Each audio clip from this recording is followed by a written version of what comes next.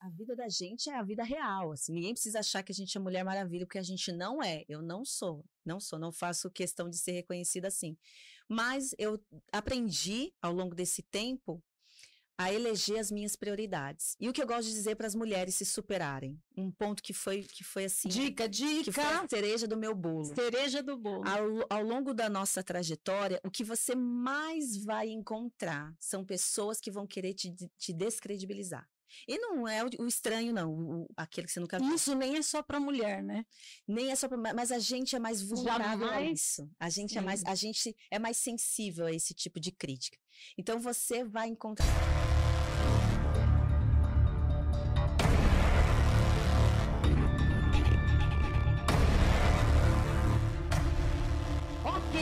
Estamos hoje aqui em mais um episódio do podcast Superação, um patrocínio da MB7 Seguros e o apoio do livro Superação, um livro que foi lançado pelo Bruno Covas, nosso atual prefeito Ricardo Nunes, contando a história da minha superação.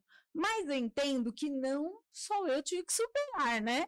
Várias pessoas. Então eu trouxe aqui a super advogada, professora, ela é minha professora, gente.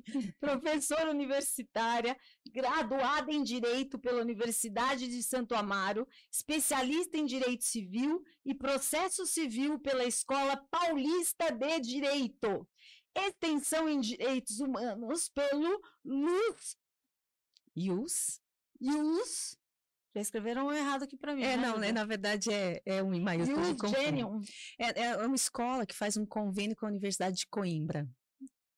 Ok, depois eu te conto. Eu vi esse Coimbra, depois vou querer saber desse foi uma cara grande experiência. Coimbra. Então, essa universidade Conimbriage, Age. É Age mesmo, como eu falei, da Faculdade de Direito da Universidade de Coimbra. Presidente da Comissão de Direito Civil e Processual Civil do OAB São Paulo, subseção Santo Amaro. Direito Civil e Processual Civil é a que eu estou fazendo com você. Exatamente. Né? Uma super galera lá. Um beijo para todo mundo que está assistindo a professora hoje, que faz bagunça na classe, não tem idade, né? Que honra, que delícia. E a professora, né, deixa a gente super à vontade. Também ela é autora de artigos científicos, depois vai falar sobre isso para mim. Eu vou dar um spoiler aqui da doutora Cláudia Trajano, que ela não sabe. Ela tem uma família super bem composta, a mamãe, o papai, mas eu também soube que o seu pai foi a sua grande inspiração. Isso. Ele era de outra formação. Qual a formação dele? Meu pai é formado em Química Industrial. Química. Super a ver, sabe, gente? Super a ver. Mas ele tinha um sonho de ter uma filha. Aliás, ele fez a prova, né?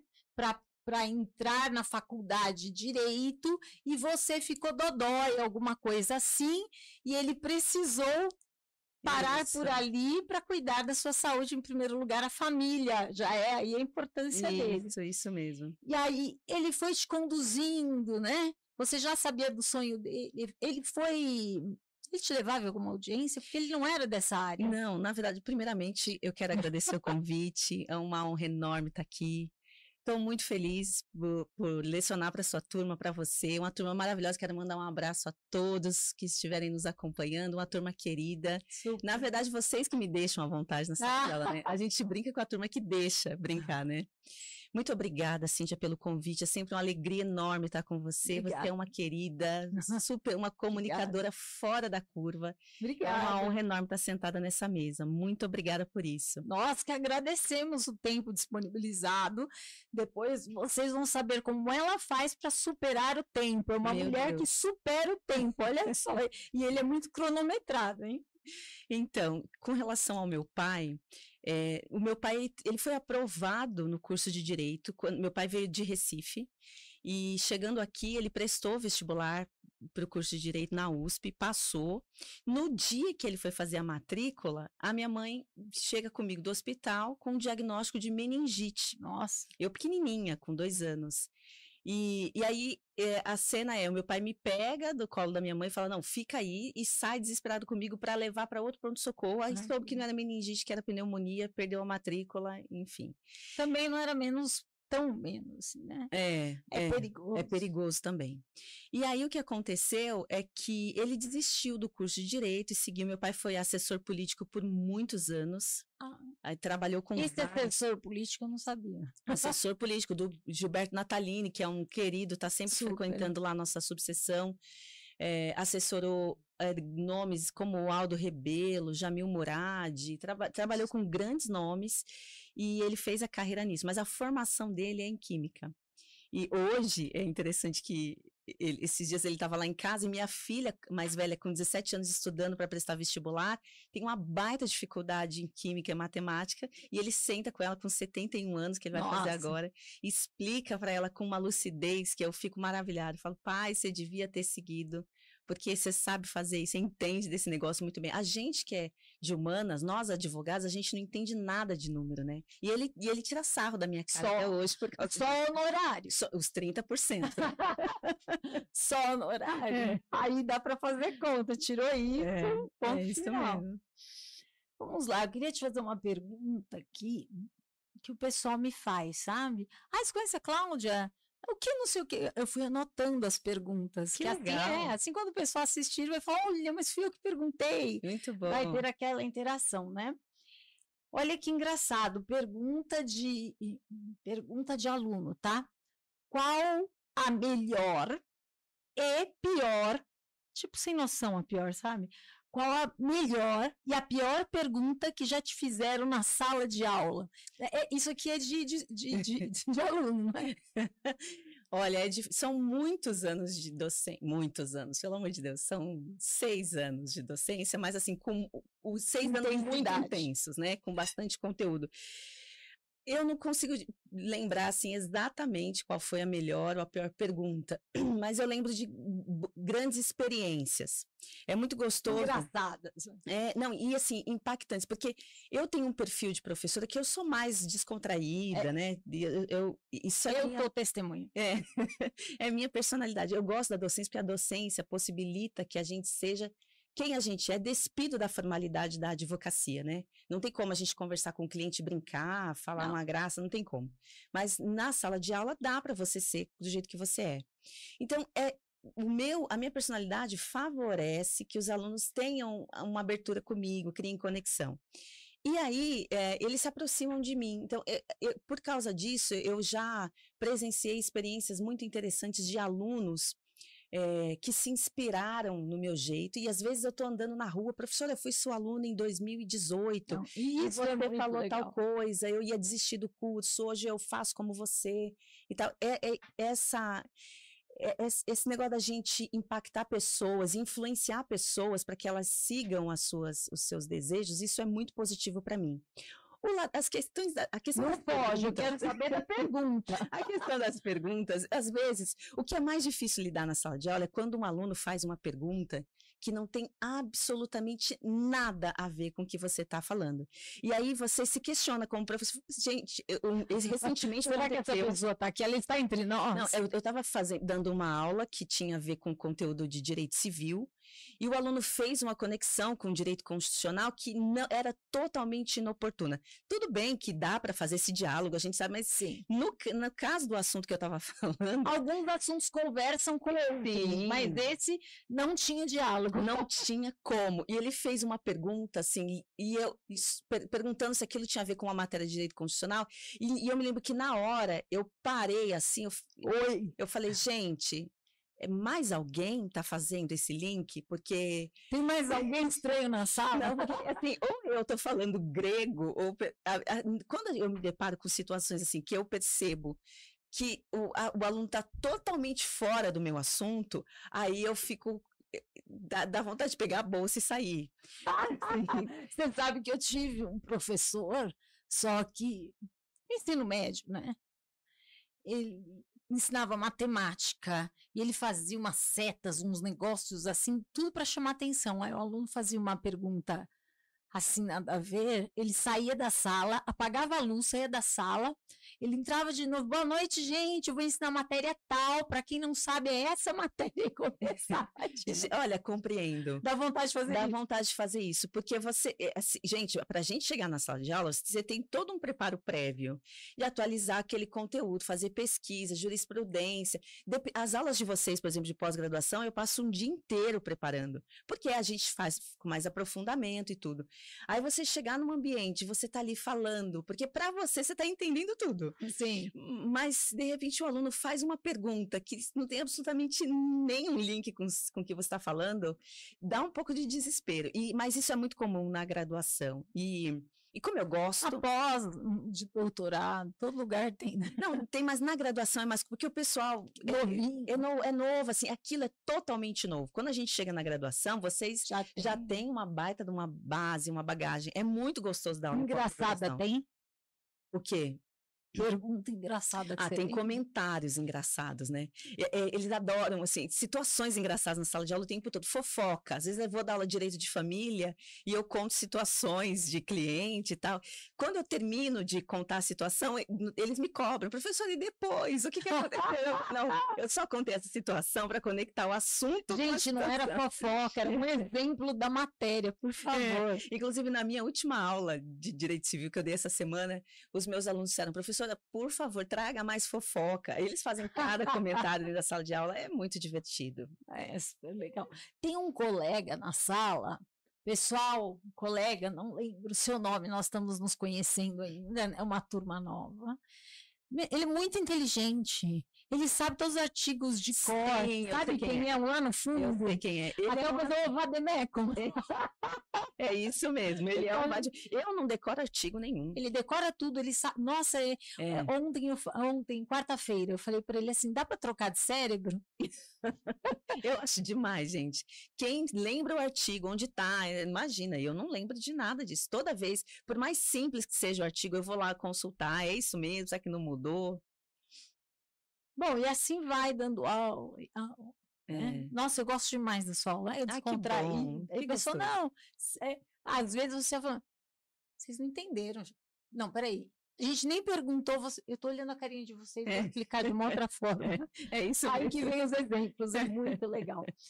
Agora eu quero saber o que você foi fazer em Portugal com esse tal aí de Dr. Coimbra. Quem esse cara? Olha, Portugal... Não, tá vendo? Uma pergunta que não tinha... Mas quem é esse Dr. Coimbra? Gente, Portugal foi uma experiência, assim, maravilhosa.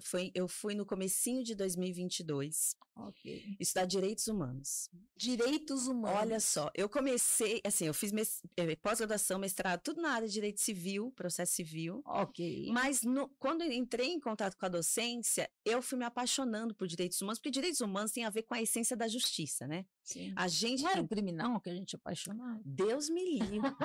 Eu tenho, olha, os meus alunos quando querem me irritar, eles me mandam, penal é melhor que civil. Nossa. Já sabe que arrumaram uma inimiga. Eu tenho horror de direito penal. O que eu falo para os meus alunos é, mas gente, graduando gosta, né? Adora.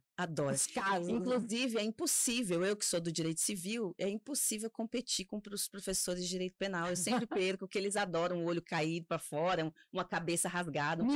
Deus me livre. Mas, a partir do momento que eu entrei na docência, eu comecei se não faz sentido a gente falar de direito civil, ou de direito em geral, sem trazer assunto de direitos humanos, sem que aquilo faça sentido para o aluno, né? Sem contextualizar o direito dentro da nossa realidade. E isso foi crescendo o meu interesse por causa disso, por direitos humanos. Então, hoje em dia, as minhas aulas, todas elas, têm um pano de fundo de questões de direitos humanos. Eu sempre trago isso. Estudar direitos humanos. Uma introdução. Isso. Tipo, pense nisso. Sabe quando eu falo na aula, gente, eu preciso que vocês entendam esse tema dentro de um sistema, né? Por que a gente fala do princípio da boa-fé? Ele não está solto no sistema, no ordenamento. Ele tá integrado num sistema, num modo de pensar, que tem a ver com justiça. Então, eu fui parar lá em Coimbra, em 2022. O princípio da boa-fé, não o princípio da vantagem, né? Exatamente. Entende? Aí já traz uma parte, né? Tá tudo. Eu gosto de contextualizar essas coisas. E aí fui parar lá em Coimbra em 2022 para estudar Direitos Humanos. Conheci pessoas maravilhosas. Então Coimbra é uma universidade. Na Universidade de Coimbra, lá em Portugal. Eu falo assim essas perguntas engraçadas, porque nem todos que estamos assistindo são da área do direito. Então eles, de repente, pensam que é o doutor Coimbra. Né? Não, é verdade isso. As pessoas que não são do direito não estão familiarizadas, que a gente dá muita importância para a Universidade de Coimbra como o berço do direito mesmo, né? Mas foi uma experiência excelente, assim. Estudei com professores de lá, com professores, inclusive uma das professoras, ela é hoje juíza do Tribunal Europeu.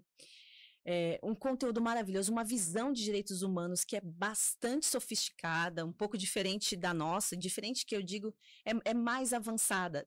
Não sei se mais avançada é o termo adequado, mas eles, como na Europa, eles lidam com outras dores que são diferentes das nossas, Sim. Eles têm outra perspectiva para tratar de direitos humanos. E eles são mais velhos, né? São mais velhos. Eu digo como nação. Isso, como nação. Então, tem experiências aqui da sociedade evolutivas que lá já foram aprendidas. É exatamente o que você falou. Experiências que lá já foram aprendidas. Então, a gente ainda patina em temas aqui que lá eles falam, mas isso é tranquilo. Como assim? Vocês estão discutindo isso ainda?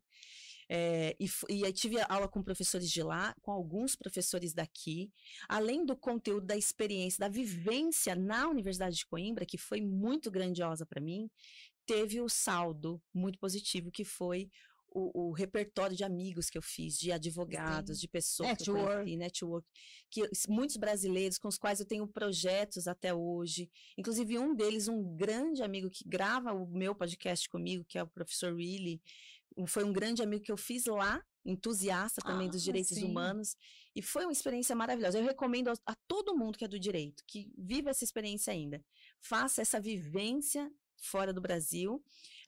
Assim, esses meus amigos ainda seguiram depois estudando na Espanha. Eu estou com um projeto de voltar para estudar direitos humanos na Europa, agora na Espanha.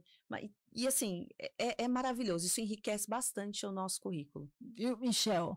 Você que está aí no Michel. Ele já foi a Europa inteira. Pensa o quê?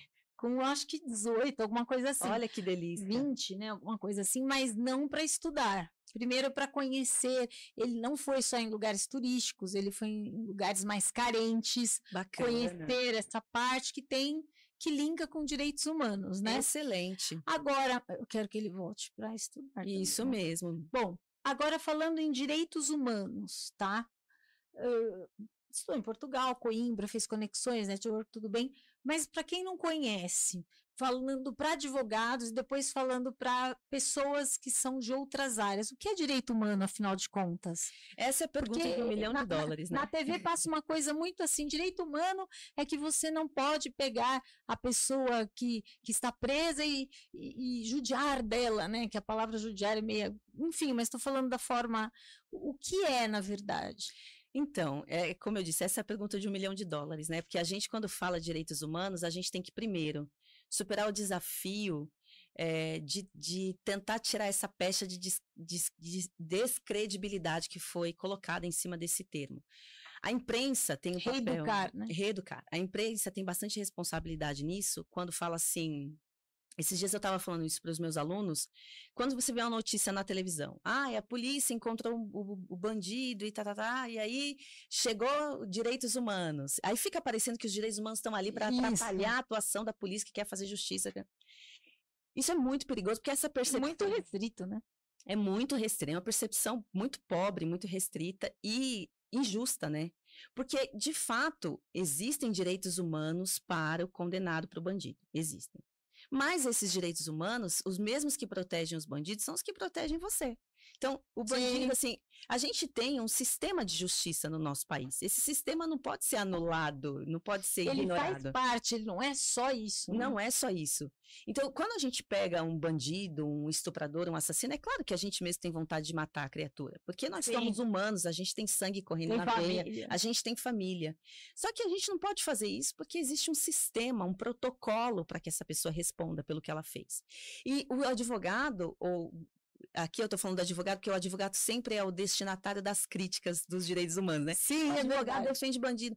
O advogado está lá para garantir que os direitos constitucionais desse bandido sejam observados e respeitados. Ok. Só Que ele isso. cumpra proporcionalmente ao Exatamente. que aconteceu. Exatamente. Não, né? Que essa pessoa tenha o direito de se defender, tenha o direito de responder a respeito das provas que são produzidas contra ela, que tenha um julgamento adequado.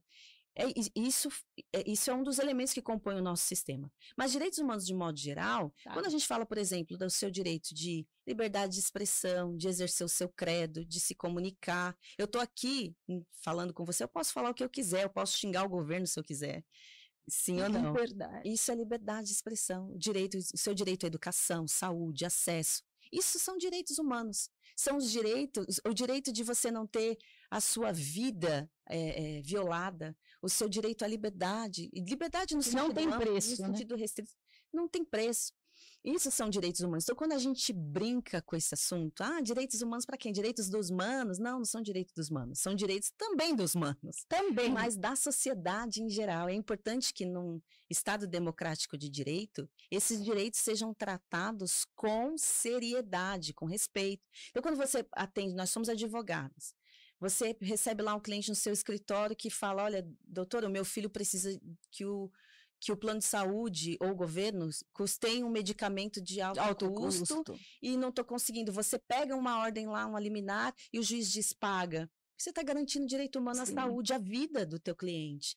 Entendeu? A gente lida com isso o tempo todo. É um direito humano. Acrescentando, nem a falar isso, mas é uma informação aí para a população. O remédio de alto custo, você não precisa falar assim, é caro, eu não tenho acesso, eu sou pobre, não tenho, vai morrer assim. Não. Aqui na Zona Sul mesmo, onde nós estamos, tem ali fala aí, produção, o Pedroso de Moraes, qual o endereço lá do SUS?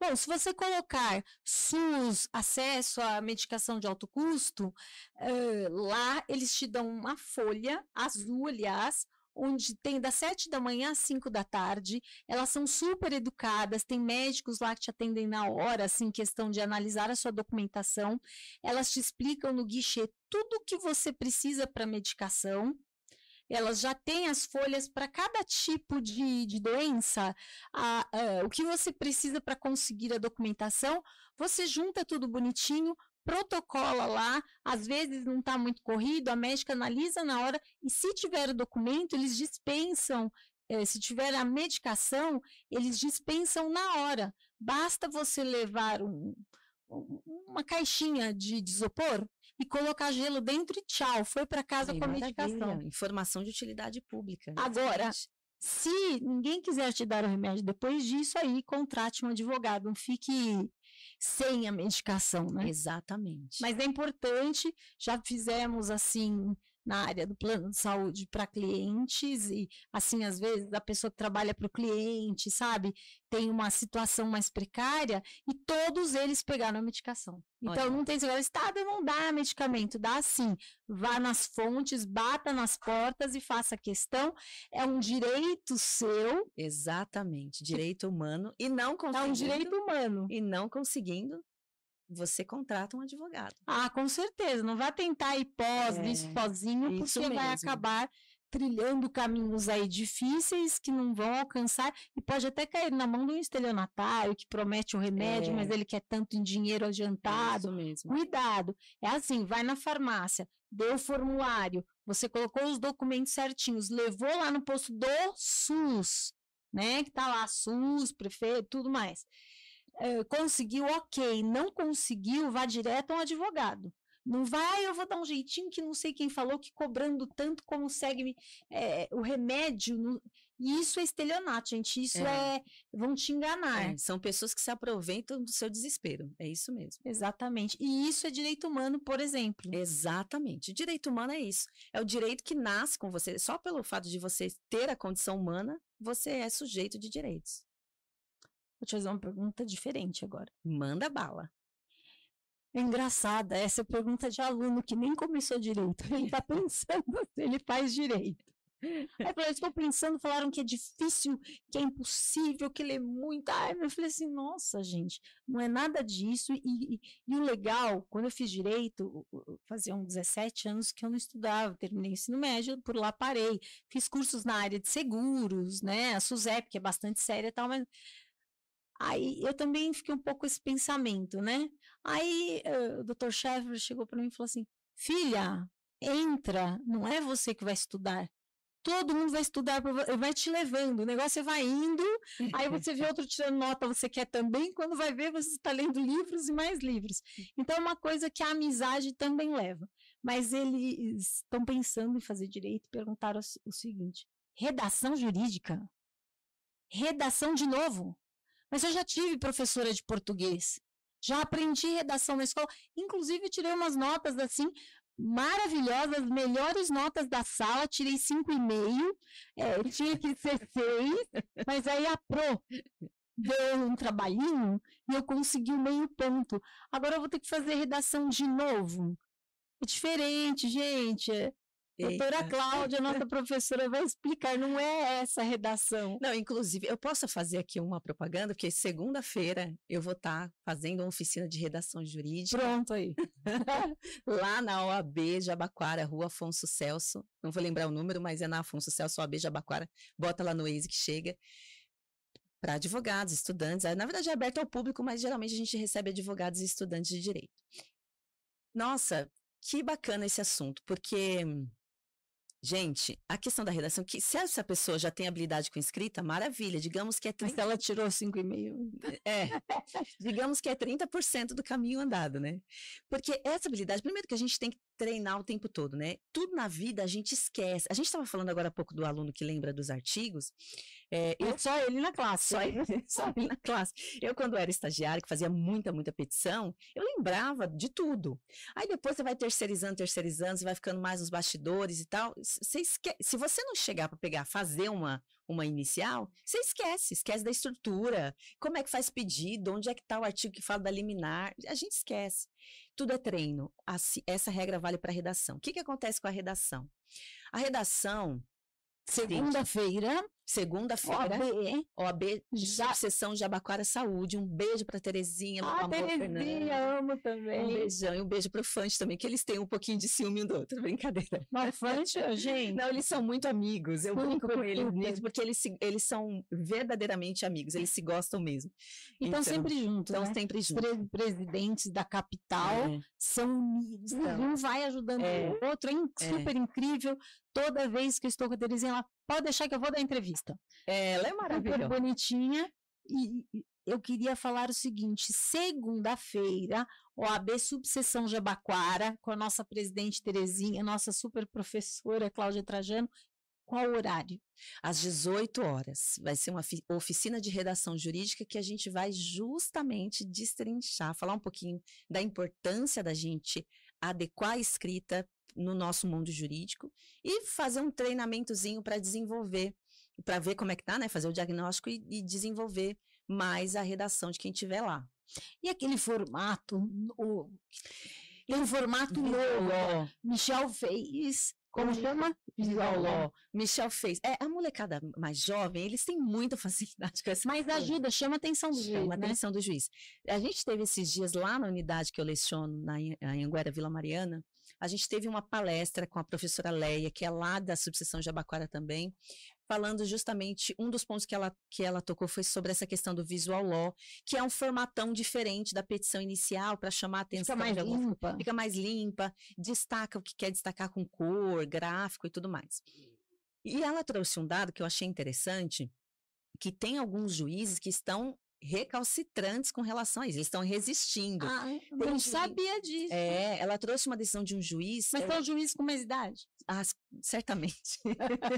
Esse juiz, que ela trouxe uma decisão de um juiz, se eu não me engano, de Curitiba, que ele mandou o advogado emendar a inicial, porque o advogado apresentou a inicial nessa configuração aí de Visual Law. E o Sul, geralmente, eles são tão... Não, de lá que saem as decisões, né? O que aconteceu com ele? Aí mandou o advogado emendar. O advogado, em vez de emendar, ele fez uma petição explicando o porquê da pertinência de manter naquele formato. O advogado foi lá, aí o juiz foi lá e inicial dele. Pegou ranço. Pegou ranço. É que assim, a gente vive num momento, né, de ruptura com certas culturas, com certas ideias, né? A minha formação em Direito vai fazer 20 anos no ano que vem, 20 anos.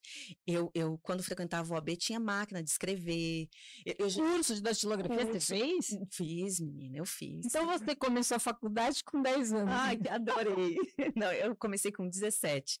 Eu me lembro ainda da época que a gente ia distribuir inicial trabalhista, que a gente carimbava as folhas e tal. E aí, de repente, as coisas mudam. E essa adaptação não é sempre tranquila. Mas a gente precisa ter abertura para ela. Sim. Eu acho linda. Será que ele nunca viu? Eu acho que ele não quer aceitar, sabe? Eu já despachei petição com o juiz, que o juiz mediu na régua a distância entre o endereçamento e a qualificação. Sabe, assim, extremo rigor. Mas a gente vive um novo momento, né? A comunicação precisa ser mais rápida, precisa ser mais limpa, mais direta. Até porque desafoga, vários ajuda. É isso que eu ia dizer. O juiz, a gente sabe que ele não tem paciência para ler a petição toda. Isso não é de hoje, né? É muita coisa. Então, quando você faz esse formato, você já destaca o que você quer destacar, você facilita a vida dele. Eu sou super adepta. O que eu reforço muito quando eu falo da redação, é que muitos profissionais do direito têm dificuldade com compreensão de texto, têm dificuldade ainda com a base, embora tenha tido aula de português na escola. Esse foi do 5,5. Esse foi do 5,5. Então, por quê? Porque eles não entendem a importância da leitura. Com leitura, a gente adquire repertório de palavra, aprende a escrever. Leitura. E não só de textos jurídicos. Tem alguns textos jurídicos, artigos científicos, que eu trabalho, inclusive, em sala de aula, que eles têm um conteúdo muito denso ainda, difícil, e a gente tem que ler 3, 4 parágrafos, 3, 4 vezes o mesmo parágrafo para entender. Eu tenho isso também, mas não tem problema. Vai, leia, tenha contato com esse tipo de texto, mas também precisa ler outros livros. Leia o que você gosta, lê sobre justiça, filosofia, gibi, lê qualquer coisa, mas leia. Porque você precisa incorporar o hábito. E você vai ser o melhor escritor. Qual que é a maior dificuldade que eu vejo dos profissionais? Primeiro, a falta de habilidade com interpretação. E segundo, a falta de capacidade na própria elaboração da escrita, no que se refere à concisão, objetividade. Vai lá e fala o que você precisa falar. Escreve mais do mesmo. Exatamente. Fala o que precisa falar, sem excesso de linguagem, sem adjetivar a parte contrária. Esses dias eu vi no Instagram uma situação em que o advogado ingressou com a ação de divórcio contra a mulher, estava representando o marido, dizendo que a mulher ficou gorda e desinteressante. Assim, doutor, para que isso? O juiz vai decretar o divórcio de qualquer jeito, que não tem juiz no mundo que vai obrigar alguém a ficar casado. Fora que eu acho que cabe alguma coisinha lá dela.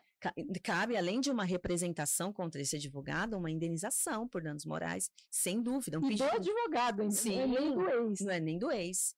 Então, assim, a gente vê excesso de linguagem, a gente vê advogados que reproduzem aqueles trechos de doutrina que são gigantes. O juiz vai pular isso. Para quê? Coloca lá uma jurisprudência e mostra qual é o link dessa jurisprudência com o teu caso. 2, no máximo 3, eu gosto de no máximo 2. Eu gosto de deixar minha petição muito limpa. Diz o que aconteceu, diz qual é o direito e diz o que você quer. Acabou. Não tem que ficar se aprofundando muito, porque você dá muito para ver que você quer colocar volume naquilo ali, mas sem objetividade nenhuma. Quer mostrar que sabe através da repetição do mesmo. Exatamente. E coloca papel. E lá no começo, às vezes que o juiz só dá uma olhada, no começo também já não tem nada, pedindo nada, só lá pro meio. Exatamente. Às vezes a gente vai fazer uma defesa lá no escritório e a petição inicial está tão cheia de coisa que você tem dificuldade de compreender qual é o problema dessa pessoa. Então, eu imagino você lendo. Você acredita? Tipo assim. Oi? Oi? Hã? Isso mesmo. Ele precisa participar do curso urgente. É isso mesmo. Mas olha, galera, vai ser gratuito. Eu recomendo muito, gratuito. Você não tinha falado. É gratuito. Gratuito. OAB Subseção Jabaquara, com a nossa presidente Terezinha, nossa super professora, às 6 da tarde. 6 da tarde. Muito bacana. Eu só não vou porque eu tô na pós na segunda. É verdade. Lembra? Mas vocês vão trazer para Santo Amaro, eu tenho certeza. Vamos sim. Bom, Aqui eu fiquei sabendo, não sei se já saiu, se está saindo, mas eu quero um spoiler. Me parece que tem uma obra aí. Tem uma obra coletiva. Como é que você soube disso? Eu tenho informantes. Eu sou jornalista. Jornalista tem que ter informação. Você é jornalista? Eu sou jornalista. Bacana. Agora, Essa mulher é multifacetada. É coisa de mulher querer fazer muita coisa, né? Então, essa obra coletiva, coordenada pela querida Darliane, lá da nossa Comissão de Direito Civil e Processo Civil, uma querida, um livro de mulheres. É muito bom, muito bom.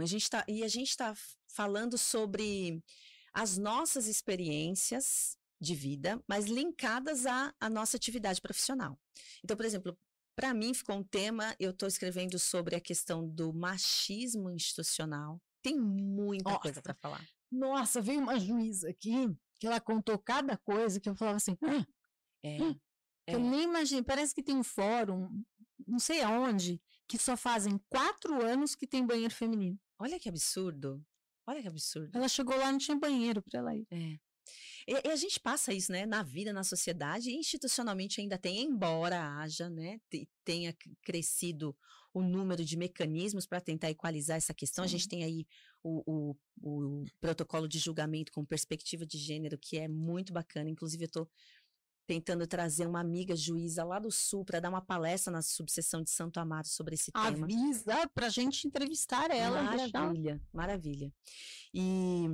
E eu fiquei com esse tema. Então, essa obra são sobre mulheres. Escrita só por mulheres. Só por mulheres. Eu não vou lembrar. Falando da parte profissional. Isso. O meu tema é esse. Eu vou falar do machismo institucional. A gente vai lançar logo. A gente vai dar essas tendo machismo, desculpa te cortar, tendo um machismo institucional, nós podemos falar que tem a superação das mulheres para vencer tudo isso. E é essa a história? Tem, sim, o pano de fundo jornalista, é muito, querendo saber tudo. É muito bacana, esse é o pano de fundo mesmo, porque eu sempre gosto de falar desses assuntos com muita seriedade, né, porque a gente começa a falar disso, aí já começa o pessoal a entortar o nariz, falar que é mimimi, mas a gente que tá na pele, nós temos as nossas dores, a gente sabe como é que é. Então, se você pegar, tem uma obra pequenininha, acho que de 80 páginas, de uma professora da PUC, que eu não vou lembrar o nome dela agora, mas ela escreve sobre estereótipos de gênero. E ela escreve com uma aluna, orientanda dela. E ela fala, esse livro aborda a linguagem utilizada nos processos, fazendo um comparativo da década de 80, 90 com o que se utiliza hoje. Então, como as mulheres eram tratadas no processo, qual era a linguagem destinada, tanto pelo juiz como pelo Ministério Público.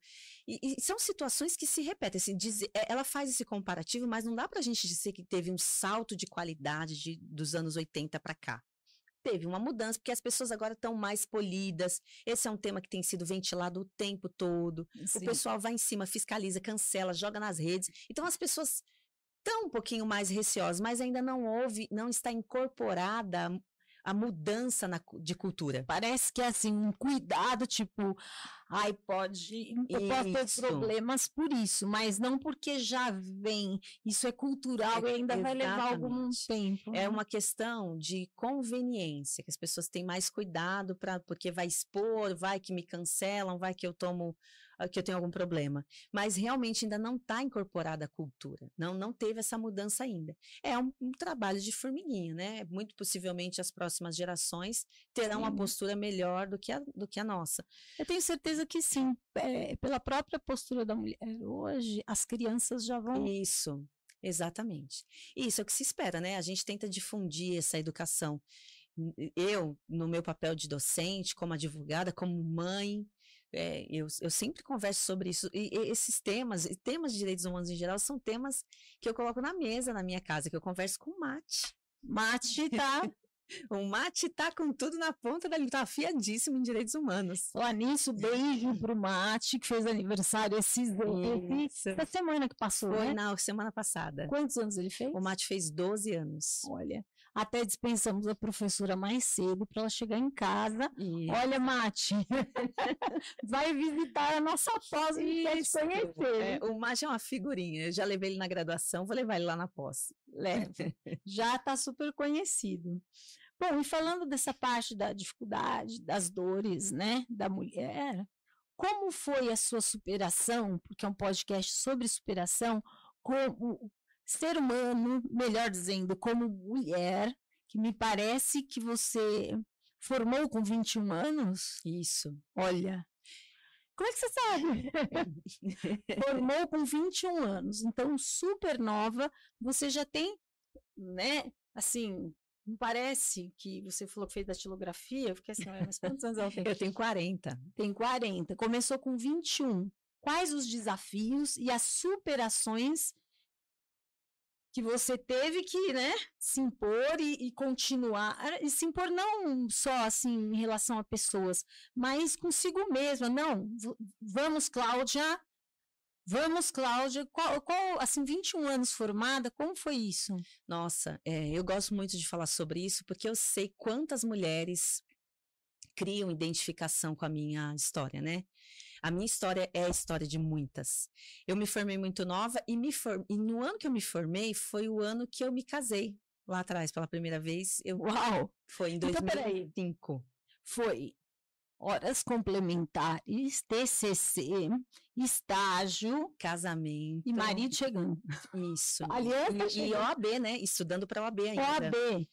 Olha, eu falando assim para você, eu não tenho tempo de estudar porque eu trabalho, sabe? Então fica difícil. Ela vai provar agora que não fica difícil. Não, eu tô falando isso para você e quando eu conto essa história, eu fico pensando, como é que eu consegui, né? E depois eu tenho essa resposta, vou até te dar. Porque a gente que é mulher, a gente conjuga muitas atividades e isso é extremamente cansativo. É tanto, vou tomar só um golinho aqui. É tanto que eu falo, quando a gente precisa fazer as coisas na vida no momento certo, que a gente tem energia, porque quando a gente tem 20 anos, viu, Michel? 30, a gente não acredita que a gente vai perder energia. Perde. Eu não tenho, assim, condição de imaginar como é que eu dei conta da vida que eu tinha. E perde. 52 aqui, você viu quanta vitamina, né? Quanta vitamina. Você é porreta. Tá lá, ó, na pós-graduação e não dorme, interage, toda linda, maquiada. E por dentro, assim. Mas eu vou te falar. E aí fui mãe em 2006, perdão, da minha primeira filha. Um ano depois já engravidei da minha primeira filha. Nossa. E a gente conjugando um monte de coisa. Começando o meu escritório, porque eu não trabalhei para outro escritório, né? Eu não tinha renda. Começou o seu. Eu comecei o meu. Visionário. Com o meu sócio que está comigo até hoje, um beijo, Paulo, estava na reunião comigo, me trouxe até aqui, Paulo, no escritório. Paulo, você teve que trabalhar para ela vir aqui, é isso? Paulo querido, ele é vice-presidente da nossa comissão de processo civil, me ajuda muito. E aí essa loucura toda, tendo que dar conta de maternidade, carreira, estudar, família, é muito cansativo mesmo. E assim, alguma coisa você não vai fazer bem feita. E eu gosto de falar isso porque às vezes as mulheres olham pra gente e falam assim, nossa, meu Deus, você foi muito poderosa. Não, gente, não fui. Eu sou um ser humano como todo mundo. Eu tive alguma coisa, eu negligenciei em algum momento, não dá pra fazer isso direito, tô muito cansada, não vou entregar e tudo mais. E às vezes não precisa ser excelente, pode ser bom, mas fez. Exatamente. O feito é o melhor do que o perfeito, né? E eu tive uma rede de apoio maravilhosa. Então, eu tinha os meus pais que me ajudaram. Eu não estava falando isso com a minha filha. Muitas vezes, o meu pai e minha mãe levavam os meus filhos no pediatra. Muitas vezes, o meu pai ia na reunião de escola dos meus filhos. Porque não dava, às vezes eu estava viajando, já fui fazer audiência com filha pendurada no peito.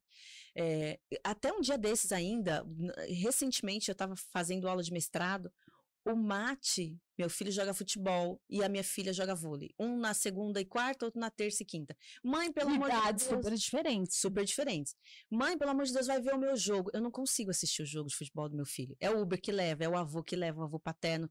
Minha ex-sogra, meu ex-sogro também são maravilhosos, me ajudaram muito. Sem eles eu também não teria conseguido. E até hoje ajudam bastante. Então, aí eu fazendo aula de mestrado, meu filho, mãe, vai ver meu treino hoje, por favor, por favor. E eu comecei a chorar, porque eu estava na minha cabeça, né, a culpa por estar negligenciando o filho, e a culpa por precisar assistir aquilo. E eu lembro que na época da pandemia, isso foi na época da pandemia, eu fechei assim o notebook, falei, quer saber que se dane a aula, eu vou assistir meu filho jogar. E fui assistir meu filho jogar. Uma hora. Um momento não vai, outro vai. Exatamente. Outra coisa, tipo, eu toco muito no assunto das pessoas, eu não consigo, eu trabalho. Ela trabalhava, estudava, tinha filho e tudo isso que ela está contando. Mas ela tinha uma rede de apoio. Gente, crie sua rede de apoio. Exatamente. Você tem seus pais, sua sogra, já começa não brigando com eles. Porque você tá atirando no seu pé, gente. Sogra, sogro, pai, mãe, mantém.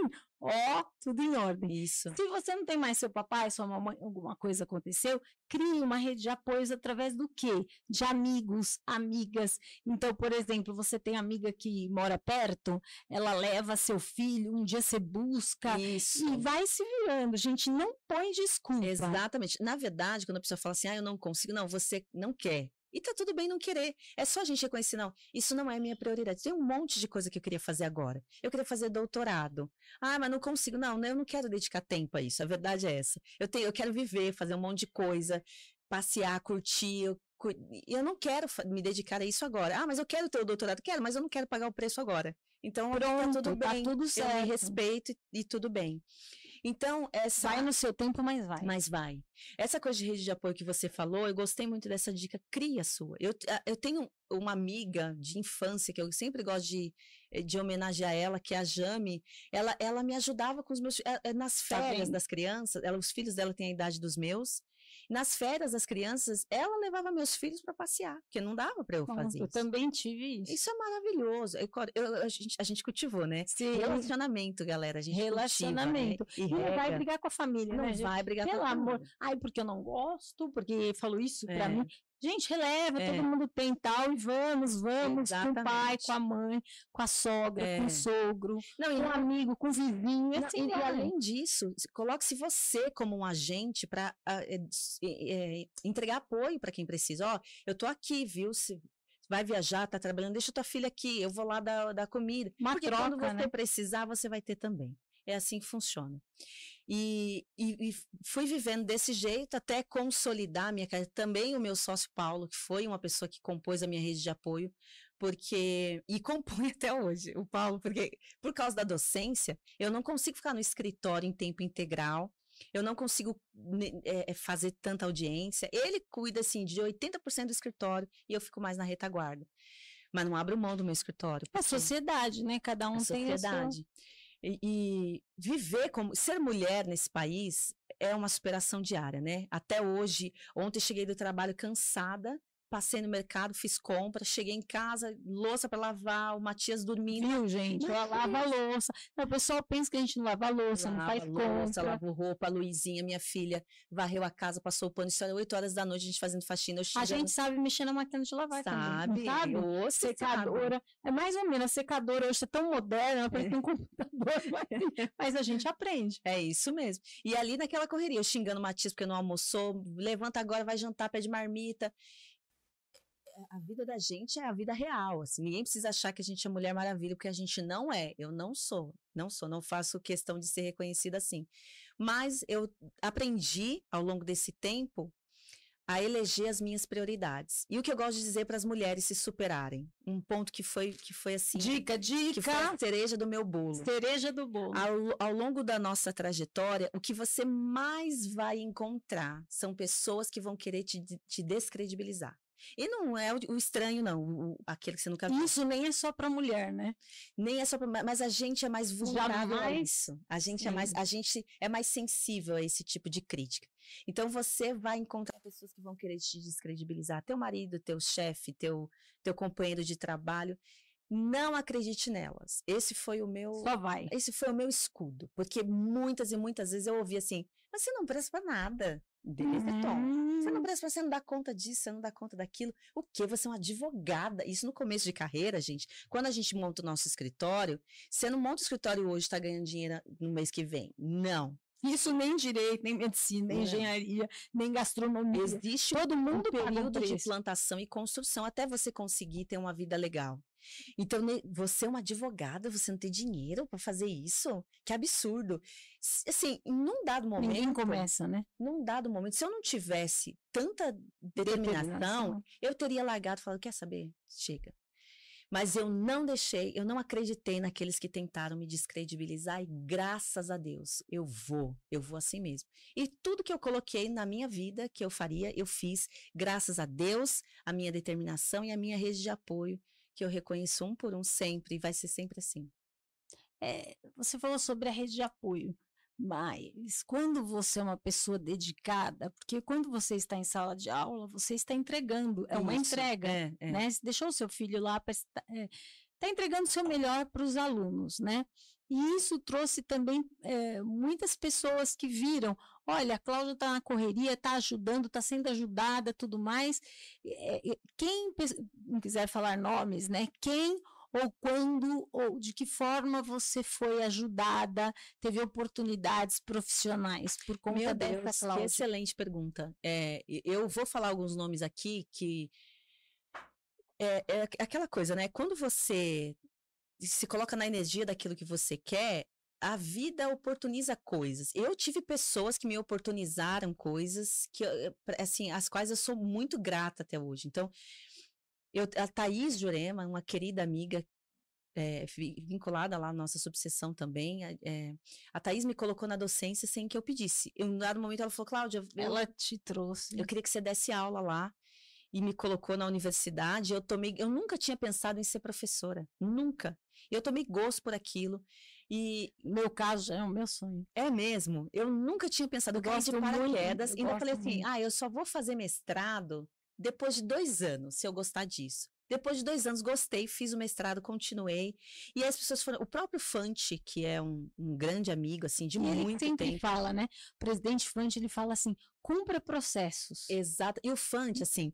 É incrível. Ele é uma pessoa que ele tem uma qualidade de gestor. Hoje ele é gestor, mas a gente conhece o Fante desde quando ele era da comissão de consumidor. Sim. Sempre foi muito aberto, muito, né, cuidou das relações dele. E o Fante, ele traz muito essa coisa da gestão participativa, né? Ele dá muita voz a gente, a autonomia, faz. Tudo que eu pedi ao Fante, tudo que eu pedi, ele falou, faz. Fante, eu queria fazer um curso assim, vamos fazer tal coisa. E ainda dá ideia, né? Ainda dá ideia. O Fante é uma pessoa por quem eu tenho bastante gratidão. Foi ele que me colocou, ele que deu meu nome na pós-graduação da ESA, por me conhecer também como professora. E ao longo da minha trajetória, muitas pessoas que confiaram em mim me abriram portas, mas assim, isso acontece. E eu, por outro lado, conheço pessoas também para as quais eu faço questão de abrir porta.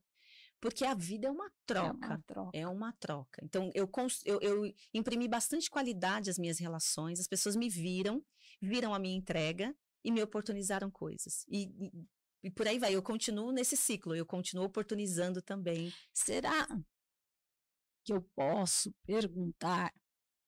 Me veio a ideia agora na cabeça, tá? Não está escrito aqui.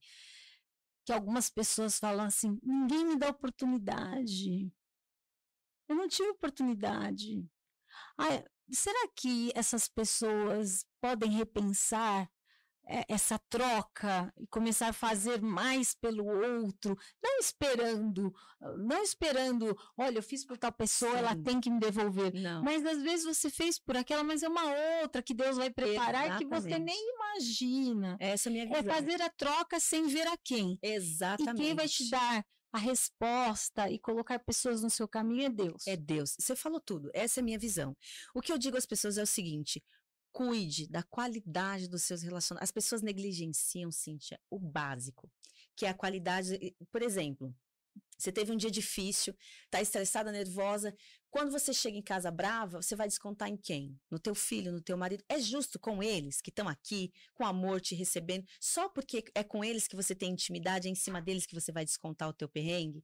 Claro que não, porque você vai estar prejudicando a qualidade do relacionamento com eles. E haja disciplina para isso, né? Mas quando a gente prioriza essa qualidade, eu aprendi, assim, isso foi uma virada na minha vida muito importante. Porque hoje eu dou muita qualidade aos meus amigos, direto, a minha vida, eu não tenho tempo para nada. Mas pergunte aos meus filhos, eles veem isso. Eu sempre estou em contato com um amigo. Amigo, vamos tomar um café? Que dia? Dia 12 de outubro, das 15 às 15h20. É o que dá, mas eu quero te ver. É isso que eu faço. E eu vou lá, eu escuto, estou à disposição do que está acontecendo, como é que está a sua vida, um interesse genuíno pelo outro. Entrega você primeiro. Em algum momento é o que você falou, Deus coloca pessoas, ou quem quer que seja, né, de acordo com a sua fé, coloca pessoas no seu caminho, porque a vida é um fluxo de troca. É um fluxo de troca. O que não dá para fazer é você negligenciar suas relações e achar que as pessoas vão bater na tua porta te oferecendo dinheiro, te oferecendo trabalho. Ninguém vai fazer isso. E uma outra coisa importante que as pessoas também não têm habilidade é você tá pronta para uma situação, aquela oportunidade se encaixa com você, não tenha medo de pedir. Qual é o problema de eu chegar em você? Nossa, eu não tenho esse... Eu peço, não sou uma pessoa pidona, assim, mas eu peço. Eu peço assim, sem problema algum. Se eu puder ajudar. Cíntia, será que você consegue ajudar o meu amigo? Eu mesma não consigo ajudar ele, mas eu sei quem consegue. Eu vou atrás da pessoa e eu peço, sem problema. Se a pessoa se qualifica, tá à altura, tem habilidade emocional para lidar com aquilo, qual que é o problema de pedir? Mas tem gente que tá ali, toda lascada, mas por orgulho, né? Ela não pede. E às vezes a pessoa para quem ela vai pedir tem a necessidade exatamente dela. Então, nossa, era você que eu estava procurando. Maravilha, vem aqui, vamos fazer uma parceria e tal. As pessoas precisam cuidar primeiro do relacionamento. Por isso que a importância da network. E eu falo isso para os meus alunos. Se envolvam com a OAB, nas comissões temáticas, participem das coisas, criem parcerias. Eu tenho alunos que estão super bem já no último ano de graduação, fazendo parcerias super prósperas, por conta de relacionamento bem criado que já está desenvolvendo já há um tempo. Uma outra coisa também, às vezes você acabou de receber uma gentileza, mas você está tão na correria que você nem percebeu. Devolva a gentileza, gente, não esquece, por favor. Exatamente. Essa coisa toda. Agora, essa parte que você falou da família, que desconta às vezes no marido, nos filhos, tal, essa dica sua... O pessoal vai rasgar papel de divórcio. Olha, essa parte eu não tentei. Mas você sabe que eu tenho na minha cabeça... Você falou que foi uma virada, né? Então, eu acho que dentro de casa é o lugar em que a gente tem que se sentir melhor e proporcionar um maior bem-estar para quem está com a gente. Então, se você teve um dia difícil, a pessoa que te ama manda uma mensagem para você assim, no meio do dia, e aí, tá tudo bem? Aí você... Tá tudo ruim, tá vendo mal. Você percebe como é tão instintivo que você nem percebe o quanto você tá jogando toxina em cima daquela relação. Você pode até, você não precisa fingir que tá bem, mas você pode falar assim, amor, eu tô tendo um dia difícil, eu tô um pouco ácida, nervosa, mas que bom que você me mandou uma mensagem, quando chegar a gente conversa. Tudo que eu precisava ouvir. Exatamente. Olha, que bom sua palavra de carinho. Exatamente. Precisava ouvir isso. Isso mesmo. Né? Nós temos uma colega que também é sua aluna lá na mesma classe. Eu não lembro dela. Ou melhor, não lembrava. Eu fui comer um pastelzinho lá onde você indicou, maravilhoso. Sim. Alunos na frente da Uni. É uma delícia. É maravilhoso, um casalzinho super simpático, né? E aí ficou parada atrás de mim, eu vi que tinha alguém atrás de mim, olhei, aí eu vi que ela sorriu assim, falei, você é da minha classe, que a gente ainda está conhecendo, eu não lembro, né? Ela falou assim, mas eu lembro muito bem de você. Eu estava perdida, não sabia o que fazer da vida, desempregada, e não sei quem falou para eu ligar para você que você ia me ajudar.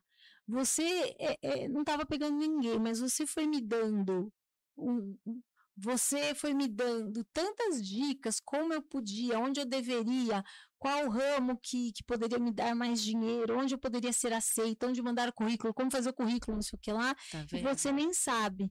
Eu segui exatamente o que você falou, e no primeiro que eu mandei, eu fui aceita, trabalhei vários anos, estou terminando esse ciclo lá agora, estou indo para outro escritório 4 ou 5 vezes maior. Olha que bacana. Então, às vezes, tá vendo? Você tem fãs e não sabe. Então, você vai fazendo a rede. Isso mesmo. Tenho certeza que ela tá ali atrás, que ela sempre um pouquinho atrás, mas tá torcendo por mim. Sem dúvida, porque você deu atenção, teve cuidado com aquele relacionamento. É super importante. É importante. Agora, fala para nós. o que você quer deixar no final agora da nossa entrevista? Palavras, frases, uma frase, uma palavra de impacto que você acha importante deixar para o público em geral, não só os estudantes de direito e advogados, lógico que eles têm nosso carinho, mas também para a pessoa que está pensando em fazer direito ou que quer ouvir alguma palavra, o que você tem a dizer? É o recado final. Recado final, vamos lá. Na verdade, quando me perguntam isso, eu sempre digo o seguinte, gente, eu nunca sei elaborar uma coisa de efeito, assim, vai falar, nossa, isso mudou minha vida. Que frase. Eu não sei. Mas o que eu gosto de dizer para as pessoas é a respeito, assim, de alguns pilares para você nunca abrir mão na sua vida que funcionou para mim. O primeiro deles eu já falei, nunca permita que ninguém te descredibilize. Isso não é uma tarefa fácil. É você ficar cego, surdo e mudo para todo mundo que vai tentar te derrubar. E o pior é que quem vai tentar te derrubar é quem está perto de você. Ninguém chuta cachorro morto, então alguma coisa certa você está fazendo. Exatamente, alguma coisa você está fazendo. Com relação à galera que pretende vir para a nossa ciência, né? Eu gosto de falar o seguinte. Você precisa ter habilidade, e se não tem, desenvolva, se tem, melhore, com o teu sentimento de justiça. A gente não está aqui só para ganhar dinheiro, claro que tá, a gente celebra o dinheiro, a prosperidade, a riqueza, mas a gente está aqui para viabilizar, para instrumentalizar a justiça. Então, a responsabilidade que eu assumi, tanto na docência quanto na advocacia, é reconhecer a partir de quais bases eu estou atuando. A gente vive num país absolutamente desigual, que tem dores muito profundas. Direitos humanos. Direitos humanos. A gente tem que falar disso o tempo todo. E atuar com muita, muita, muita responsabilidade dentro da nossa ciência. Então, desenvolva a sua sensibilidade, competências que são correlatas ao direito, mas que não têm relação absoluta, direta com a questão do direito. Então, não só a questão do direito civil, penal, de processo civil, mas aprenda a tratar de empreendedorismo, entenda de justiça, filosofia, sociologia. Claro, gente. Assuntos gerais. Assuntos gerais. Não dá para entender de tudo um pouco, de tudo com aprofundamento, mas dá para entender de tudo um pouco. Isso melhora a sua petição? Totalmente.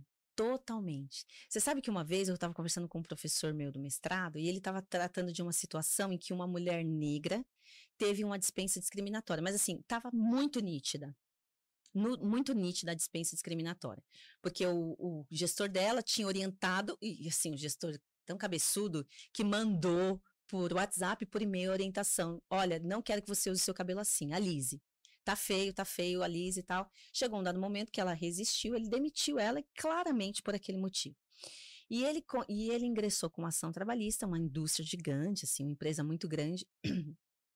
E ele trouxe os protocolos, as convenções internacionais que falam sobre o racismo, também, né, fez a referência a respeito do assunto que consta no ordenamento interno, trouxe todo um pano de fundo de uma questão do racismo estrutural, a tese lá do professor Silvio Almeida, que hoje é ministro dos Direitos Humanos, e a juíza que julgou o caso conhecia e se sensibilizou. Assim, quando você leva esse repertório para o juiz, é muito comum que o juiz não conheça as raízes daquele assunto, né? E quando ele entende, quando ele tem atenção com aquilo que você escreveu, que aquele problema está relacionado a um problema que está muito mais embaixo do que parece que está, você leva mais elementos de convicção para o juiz.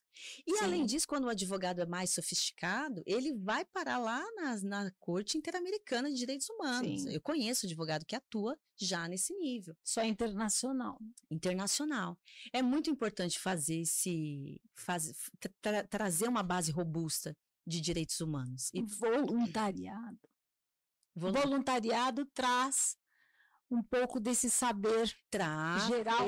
Não, o saber geral talvez não, mas é conhecer as dores. Isso, traz. O voluntariado é excelente. Aliás, pessoal que não conhece, né, o direito, as comissões de direito do OAB Santo Amaro são 47, 44, um número mais ou menos assim, salvo engano. Todas elas trabalham por voluntariado, é um exército de voluntários. Sim. Então, trabalhe o seu, né, independentemente da área, trabalhe, ajude no voluntariado, porque isso faz diferença. Faz toda a diferença. Não só para a sua experiência mesmo, como para o seu desenvolvimento enquanto ser humano. Isso é muito importante. Então, o que eu gosto de dizer para quem vem... Então, vamos lá, são as três. O primeiro não seja surdo, né? Cego, surdo e mudo. Para quem te falar coisas negativas. O segundo é: se prepare, se desenvolva como ser humano para que você consiga fazer a sua máxima entrega. Então, procure estudar ciências correlatas ao direito, procura conhecer de tudo, desenvolver a sua sensibilidade humana, desenvolver bons relacionamentos para você poder calibrar a sua carreira. E no final, eu garanto, depois que você estiver lá com seus anos de carreira, você vai olhar para trás e vai se orgulhar muito da sua trajetória. Porque isso é importante, é quando você olha para trás e fala, eu faria tudo de novo. Como é que eu consegui? Não sei, mas eu faria tudo de novo. Me orgulho da pessoa que eu me tornei, da mulher que eu me tornei, da profissional, da mãe. Reconheço todos os meus erros, assim, mas eu me reconheço, me identifico como ser humano e nessa condição eu cometi erros. Estou cometendo alguns que nesse momento eu não estou enxergando. Lá na frente talvez eu veja. Quem não, né? E me respeito os meus limites, mas eu invisto em mim, no meu desenvolvimento pessoal, profissional, na minha saúde mental. Saúde mental, galera, para quem é do direito, é uma coisa louca, né? É importantíssimo que você cuide disso. A gente lida com dor, com conflito, com treta. Não durma com a audiência. Não durma com a audiência. Isso. O juiz foi amargo, não durma com ele. Não só com a audiência, não durma com conflito. Esses dias eu estava lidando, eu quase não advogo na área de direito das famílias, porque eu sou mãe, eu não tenho mais sangue, eu tenho raiva. Mas esses dias peguei uma situação lá de direito de família de um querido amigo e eu já sei que vai vir chumbo grosso pra cima de mim, que a pessoa lá do outro lado, que ela xinga, sabe? Ela vai pesado, ela fala que quer que você morra, sabe assim? Ela tenta desconstruir. Exatamente. E a gente é ser humano, se você não tiver saúde mental para falar, o problema não é meu, esse problema é dele, eu vou fazer a gestão jurídica. Tem uma dificuldade de comunicação com as pessoas, Exato, né? Exato. E eu não tenho... Tudo bem, eu continuo. Exatamente. Isso também é não ouvir coisas negativas, né? É um braço aí do ficar cego, surdo e mudo. Você tem que fazer o seu trabalho e tá tudo certo, cuidar da saúde, procurar ter lazer. A gente tem o péssimo hábito de trabalhar 24 horas por dia. Não, tem que ter o seu lazer, tem que desligar, achar a tua via de escape. A minha é a docência. E você que quer, venha, é a minha terapia. Ali eu brinco com vocês, eu falo um palavrão. E na verdade, gente, na vida eu não sou de falar palavrão, não. É só na docência mesmo. Porque é como... chamar atenção. Exato. Mas ainda mais na graduação, mais né? na graduação. Que chamam. A gente ali é uma personagem, né? Você tá ali, não é você. Então você tá falando, você percebe que o aluno não tá entendendo, não tá prestando atenção, tá dormindo, você dá um grito, tá com um apagador, fala um palavrão, pronto. Todo mundo dá aquela descontraída e volta. Isso é estratégico, né? Isso não faz parte nem do meu jeito, mas é uma estratégia para chamar a atenção mesmo do aluno. Olha, faz um tempo já, né, que nos conhecemos e eu te convidei aqui para o nosso podcast Inspiração, porque com as suas atitudes, com a sua forma de viver, você superou muitas coisas e você está fazendo uma rede enorme de superação. O que é essa rede enorme de superação? Você vem trazendo pessoas e mostrando, olha, eu consegui, você também consegue. Vamos, nada disso, levanta, só mais um pouquinho, está chegando. Isso. Então, com a sua forma dinâmica, doce, assertiva, você está criando uma rede de superação. E a minha ideia é essa. Eu passei um período muito difícil, em que o meu mais velho faleceu, né? E o meu livro, eu mandei para tudo quanto é lugar, né? Eu saí atirando e acertei no Bruno Covas. Ele estava na primeira tentativa dele de recuperação do câncer, né? E ele leu o PDF do meu livro, gostou, passou para o Ricardo Nunes, eles gostaram e fizeram 10.000 cópias. Então, eu tenho essa missão de entregar para as pessoas, porque ali não fala só do falecimento do meu filho, mas fala como você superou, como eu fui superando a área financeira, eu estava no 2º ano de Direito quando ele faleceu, e como foi tudo isso e que você pode superar também, e trazer pessoas aqui no podcast que falam da sua superação, porque cada um tem a sua, né? Então, obrigada, parabéns pela pessoa iluminada que você é, continue brilhando através de Deus na vida das pessoas, né? E eu tenho aqui o meu livro, Que linda. que faz parte de Você Superação, né? Meu amor. Aqui fizemos uma dedicatória para você. Que linda. E a gente termina o nosso podcast. Não, eu só quero, assim, antes de finalizar, agradeço demais o convite. Você é uma querida, assim, a gente sempre que se encontra, sempre você tá, assim, leve, bonita, sempre arrumada, sempre de bem com a vida. A gente sabe que a maior dor do mundo, né, é alguém enterrar um filho. E isso não te parou. Pelo contrário, você serve como inspiração para muitas mulheres. Eu me sinto honrada por conhecer você. E eu já conheci o teu livro, esse é o meu, mas eu já conheci o teu livro porque o Guto, nosso cabeleireiro. O Guto também é meu cabeleireiro. O Guto. 10 anos eu sou. Sério, o Guto me falou, Cláudia, você precisa ler o livro da Cíntia. Eu já te conheci, mas você não me conhecia ainda. Aí eu peguei assim, tem hora. Eu comecei a ler teu livro, tem hora que dá uma embargada mesmo, assim, que a gente... Não, né? Meu Deus, mas eu fico muito feliz com esse exemplar, muito obrigada. Obrigada por esse convite, por esse tempo. E eu quero que você esteja sempre perto de mim. Eu quero eu também, sempre perto de você, para nós irmos construindo juntas. Obrigada, produção. Obrigada, Michel, sempre muito solícito. Obrigada às meninas que falaram comigo por WhatsApp. Obrigada a todo mundo. Obrigada mesmo. Então é isso aí. Estamos terminando mais um episódio. O pessoal vai colocar lá. Vamos levantar aqui um pouquinho, tirar o fone. E o pessoal vai acrescentar aí na produção. Mas eu gostaria de uma salva de palmas para nós duas.